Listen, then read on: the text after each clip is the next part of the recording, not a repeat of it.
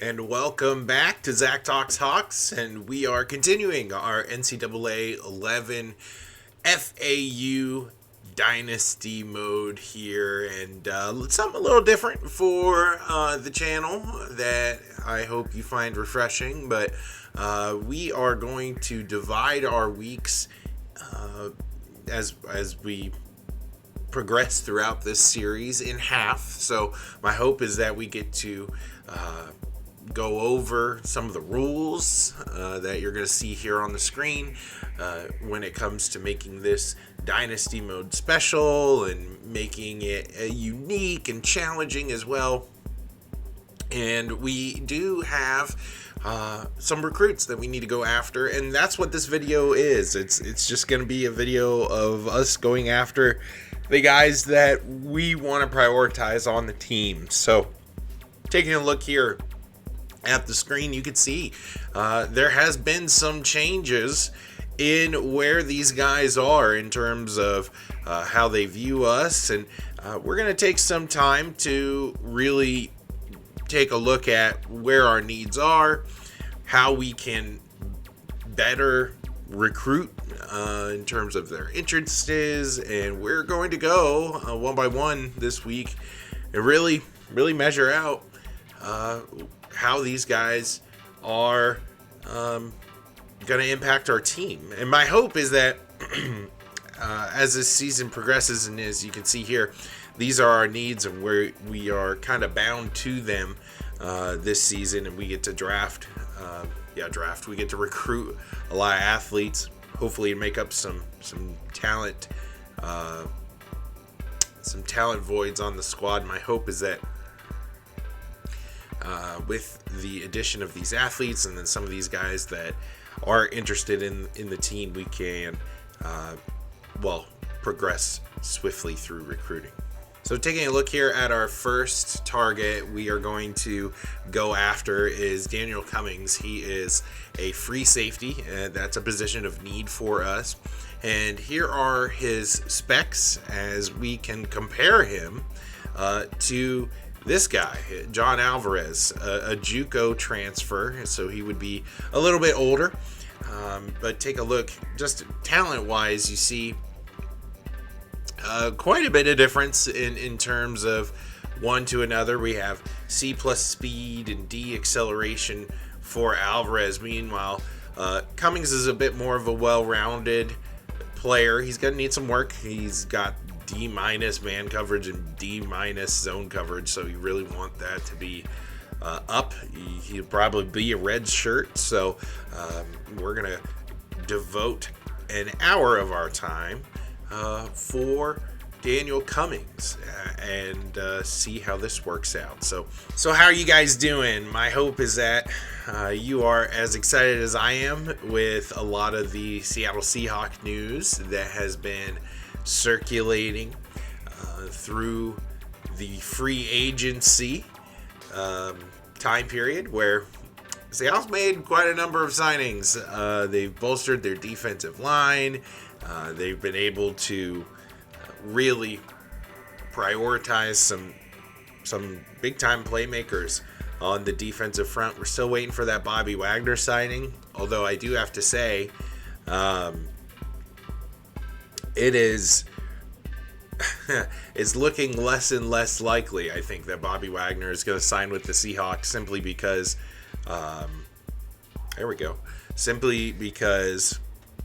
man, it is a pretty big deal. Seattle got rid of Cody Barton and signed Bud Dupree. And signed Bud Dupree on a deal that I think is a bit of a prove-it deal, where they are gonna take a flyer on him. They're gonna risk it and see what happens with putting him in a scheme that might be a little bit different than what he went over in Pittsburgh, and see what a change of scenery looks like for him. He has never really been the same since he's been hurt, and my hope is that huge upside signing for Seattle. He's still very, very young. I think that for us, that's a great signing.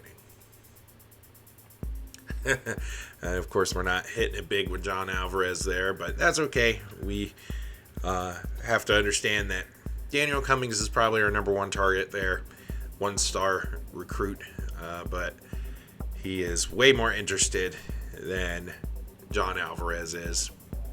Now taking a look here at another team need, as you can see here on the defensive side of the football, is strong safety. We need one of these guys to hit, and the difference is quite minimal in terms of ranking. 65th ranked strong safety Brooks Ratliff versus 66th strong safety Demetrius White. There is a slight change in interest, so we're going to take a look at that after we take a look at who these guys are in terms of talent.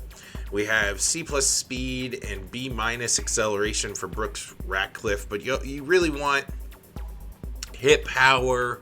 You want that pursuit, that strength attribute to be up for a strong safety. I really like strong safeties that are able to help in the run game. He's a hard hitter, 6'1", 181, versus Demetrius White, who is 6'3", 185. His speed's not really there, but he can get going, and his hip power is a little bit better. But we did see here on Demetrius White a dip in interest simply because FIU is all in on him. I actually think I want to change gears and prioritize White over Ratliff. I just like his build a little bit better. He's a little bit bigger. Seems like his hit power is a lot more ambitious. And ultimately, I think this is going to be our first scholarship offer. That's what we're going to do. So hopefully we can gain some ground on FIU this week. And really, if they are a mystery for us in terms of not knowing the importance of each category, that's what we're going after this week. And then if we can, we'll change the topic to something else when we're not very good there. But I'm excited for Demetrius White. I think that he could develop into a mainstay on the defense. And here's the recap for Demetrius White. A lot of interest gained in us. Maybe we can get a change in opinion for us for next week. That means we're devoting a half an hour to his counterpart, Brooks Ratliff. We're definitely going to see a dip in interest, but hopefully we can sway him on a few of these options. And I was wrong. 57 interest. That call could not have really gone any worse. Really low interest in television exposure and pro potential. He just doesn't care. And it doesn't look like it's going to be a very productive week for us this week on the Brooks Ratliff front. So let's move on to our next position battle. And this is interesting. We have Jason Wilson, who we devoted a half an hour to last week. He is moved up we've moved up on his board. We're up to number 1. Versus Jimmy Horton. We have the 68th and 99th prospect here. Horton is a rare 3-star recruit that is actually interested in us. So I want to take a look at these guys' ratings and really see how this all shakes out. Taking a look here at Jimmy Horton's ratings, we have B- speed and B acceleration. I'm taking a look at play rec is pretty low, pursuit's really low, man coverage and zone coverage is really, really low. So Jimmy Horton, a little bit underwhelming in terms of his stats. Let's take a look at Jason Wilson and see where he stacks up, because we rank first on his charts versus what would be an uphill climb with Jimmy Horton sitting at number 3. So let's take a look here. Speed and acceleration, not great. Again, low zone coverage and man coverage.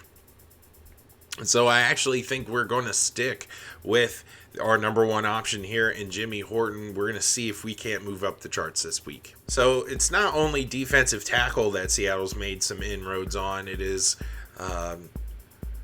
offensive line signings, as well as, of course, the Geno Smith contract we talked about in the last episode.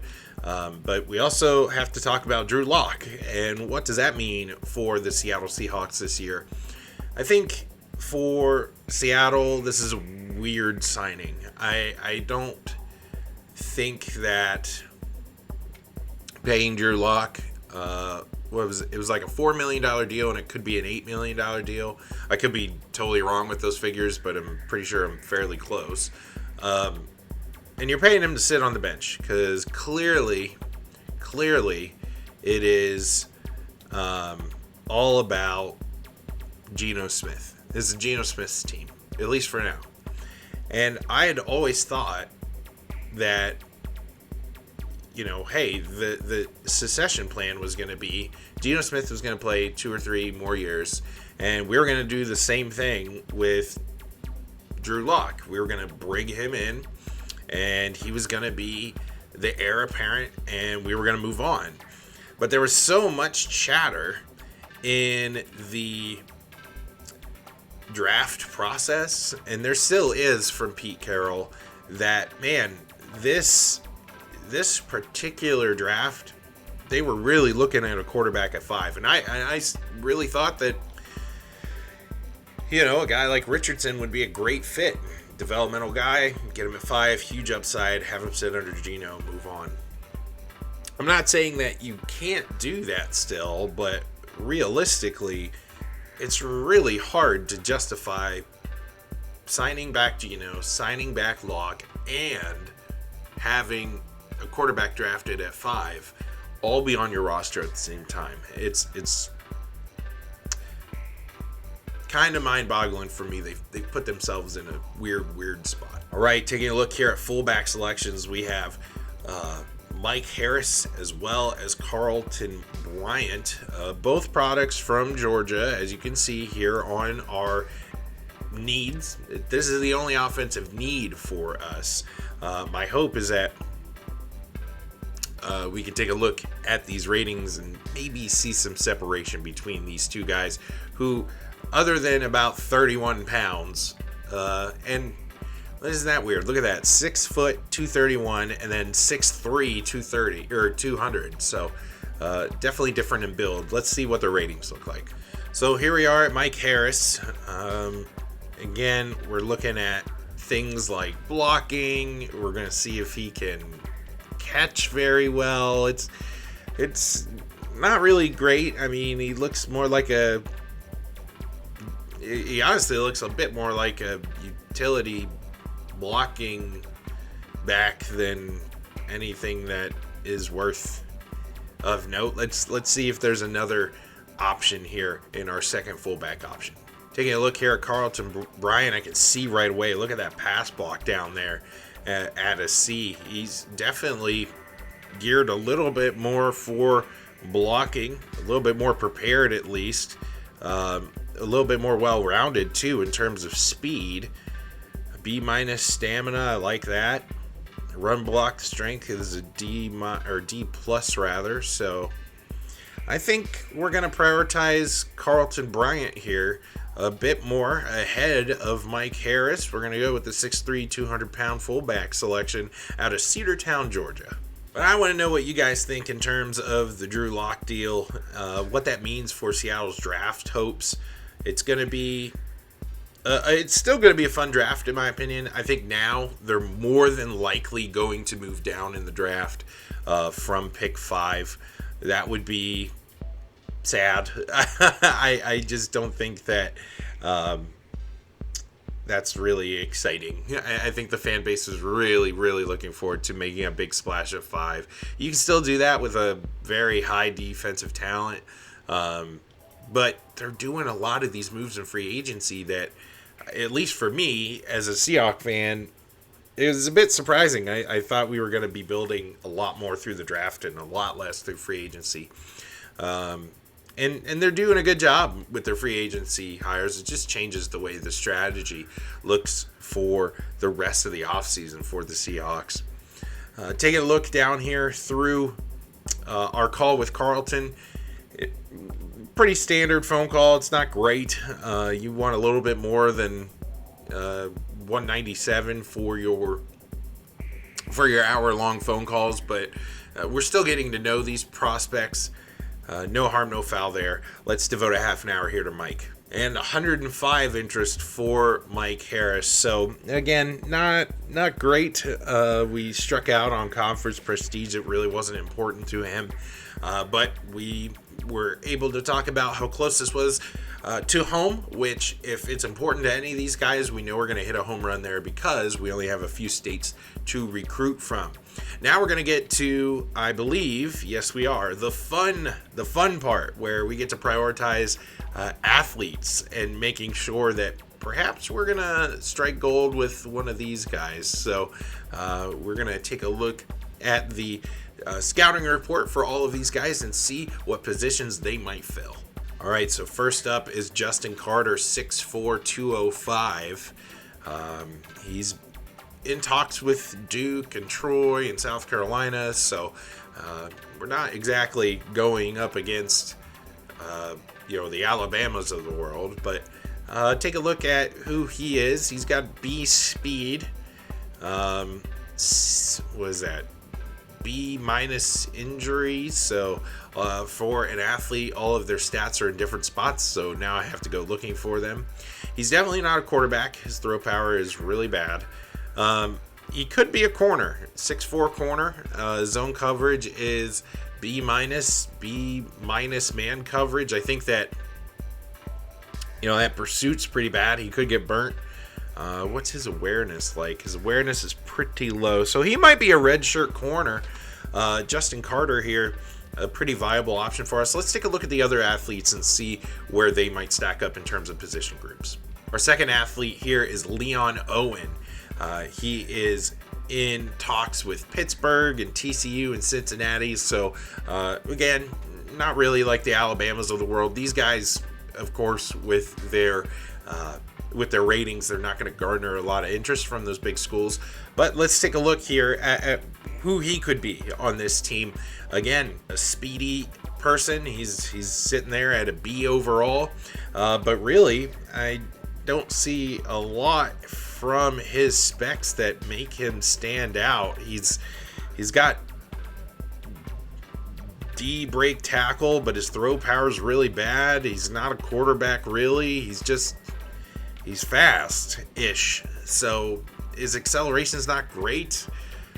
Maybe this is a fullback option for us. I don't really know. His stamina is pretty good. His injury is pretty good, but D-man coverage, I'm very unsure where Leon Owen fits. So right now he's sitting at the last of the athletes that we're looking at. Brian Brooks is our third selection here.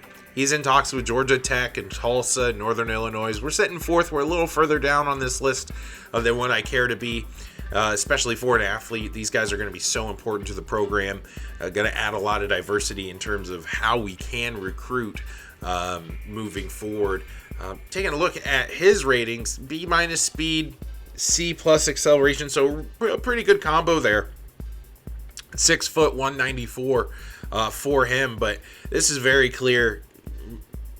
C man coverage, D+ tackle. He wants to be a corner. I don't think he is as well rounded as a Justin Carter, perhaps. But I think Brian Brooks definitely has some potential at corner. So we're going to reorder Brooks here to the 10th spot, rather. And that'll move Leon Owen down. Let's see if David Burton can climb out of the basement. All right, David Burton, he's talking to UCF, FIU, a lot of those southern Florida-based teams. We're really excited to get into the trenches for David Burton. But where does he fit on the squad? Well, he's got pretty good acceleration, and his speed is sort of there, but not really a whole lot of anything else. He can catch in traffic, sort of. His route running is pretty poor, so definitely wants to be a wideout. He could be a wideout, kind of a little bit of a smaller build than what I would assume out of a wideout, but you know what? He definitely fits a mold, which is more than what I can say for Leon Owens. So we're going to devote David Burton here. We're going to promote him, rather, to the 11th spot on the grid. All right, with that said, let's go with the last 4 hours of scouting we have. This video has gone by pretty quickly. We are getting to know a lot of these guys still. I don't really want to, I'm not going to offer these guys like a scholarship or anything quite yet. These guys obviously are high priority when it comes to the future of the team. But really, ooh, there we go. We can talk down on Duke, even though he doesn't really care. Television exposure. We sort of suck when it comes to this, and we can't talk down to anybody because we're at a D+ exposure. So we're going to change our topic here. We're going to mosey on away from that. We don't know a lot about fan base. Oh, well, he wants to be on TV, but he doesn't care if there's anybody in the stands watching him. That's weird. So championship contender, he's not really super interested in that. We can't change it. We can't talk down to anybody. So we're going to have to make a pretty bad pitch here. Not the greatest phone call. Six topics there, and we only got 200 interests. So not a good start for our number one athlete. All right, Brian Brooks, let's see what we can do here in terms of swaying him one way or another. Aren't you supposed to be learning more about me too? All you're doing is talking about yourself. Oh no, not a good start here talking to Brian, but we get to learn a little bit more about him when it comes to things apparently he doesn't care about. It seems like every time we get to know somebody here in this video, we are striking out when it comes to getting to know him more. So television exposure, again, we can't talk down to anybody because we stink. We're going to make a haphazard pitch. I imagine that national coverage is good for the school if you win. This might be foreshadowing for tomorrow's video against Georgia Tech. I don't want to make a pitch for coaching experience, so we're going to change the topic once again. Athletic facilities. We're going to try to increase his range here. Okay.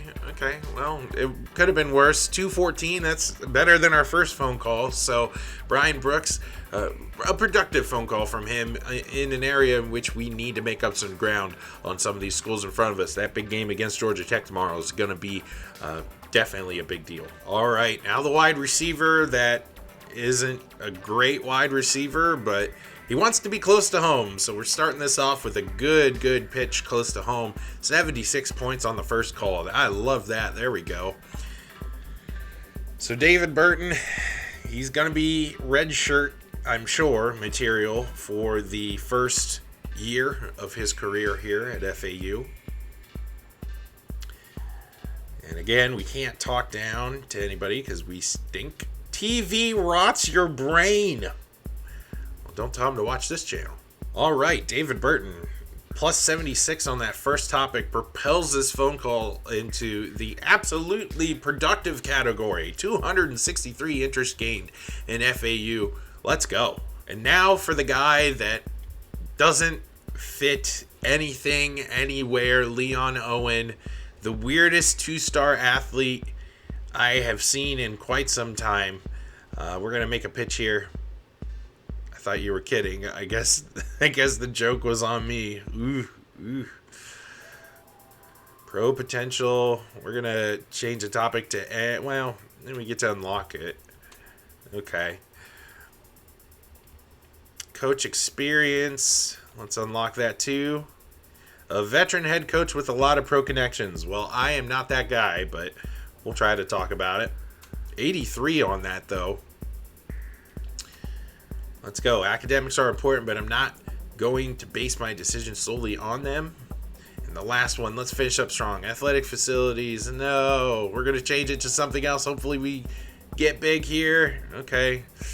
Yikes.